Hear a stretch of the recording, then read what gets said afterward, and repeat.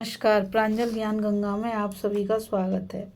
कल हमने इंद्र और बक मुनि की कथा का संवाद सुना था। आज हम क्षत्रिय राजाओं का महत्व,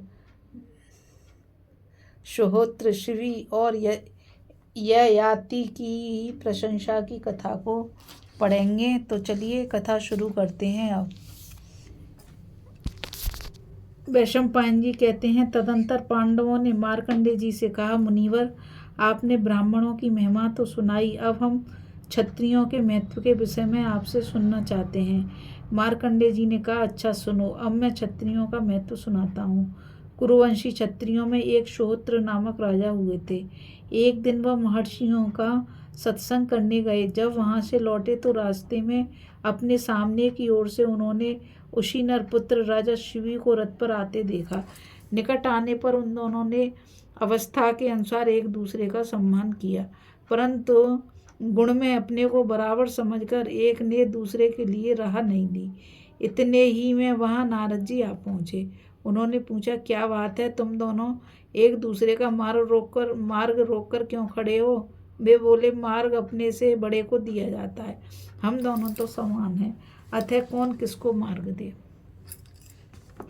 यह सुनकर नारद जी ने 3 श्लोक पढ़े, जिनका सारांश यह है, कौरव अपने साथ कोमलता का बर्ताव करने वाले के लिए क्रूर मनुष्य भी कोमल बन जाता है।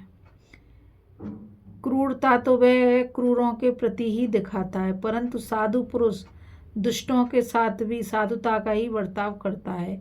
फिर वह सज्जनों के साथ साधुता का बर्ताव कैसे नहीं करेगा। अपने ऊपर एक बार किए हुए उपकार का बदला मनुष्य भी 100 गुना करके चुका सकता है। देवताओं में भी यह उपकार का भाव होता है। ऐसा कोई नियम नहीं है।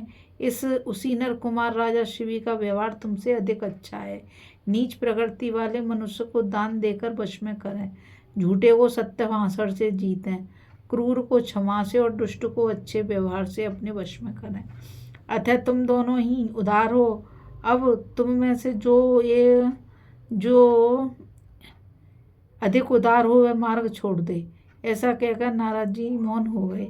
यह सुनकर कुरुवंशी राजा सुहोत्र शिवी को अपनी दाईं ओर करके उनकी प्रशंसा करते हुए चले गए। इस प्रकार नारद जी ने राजा शिवी का महत्व अपने मुख से कहा है। अब एक दूसरे क्षत्रिय राजा का महत्व सुनो। नहुष के पुत्र राजा ययाति जब राज सिंहासन पर विराजमान थे, उन्हीं दिनों एक ब्राह्मण गुरु दक्षिणा देने के लिए भिक्षा मांगने की इच्छा से उनके पास आकर बोला, राजन, मैं गुरु को दक्षिणा देने के लिए प्रतिज्ञा करके आया हूँ, भिक्षा चाहता हूँ। संसार में अधिकांश मनुष्य मांगने वालों से द्वेष करते हैं, अतः तुमसे पूछता हूँ, क्या तुम मेरी अभिष्ट वस्तु दे सकोगे?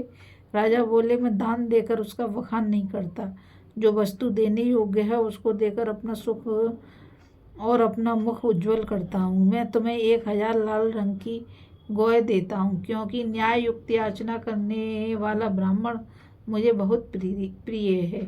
याचना करने वाले पर मुझे क्रोध नहीं होता, और कोई धन दान में देकर मैं उसके लिए कभी पछताता भी नहीं। ऐसा कहकर राजा ने ब्राह्मणों को 1000 गौएं दी और उन्होंने यह दान स्वीकार किया।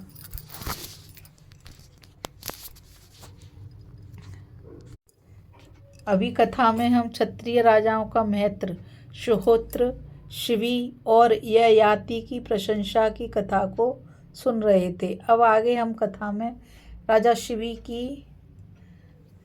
शिवी का चरित्र की कथा को सुनेंगे, जो कि इस प्रकार है। आज के लिए बस इतना ही, और अब मुझ गीता रावत को आज्ञा दीजिए। कल फिर मिलेंगे नई कथा के साथ। और मैं आप सभी से यही कहना चाहूँगी कि इस चैनल को ज़्यादा से ज़्यादा लाइक, शेयर और सब्सक्राइब करें, ताकि यह मूल्य ज्ञान अधिक से अधिक लोगों तक पहुंच सके।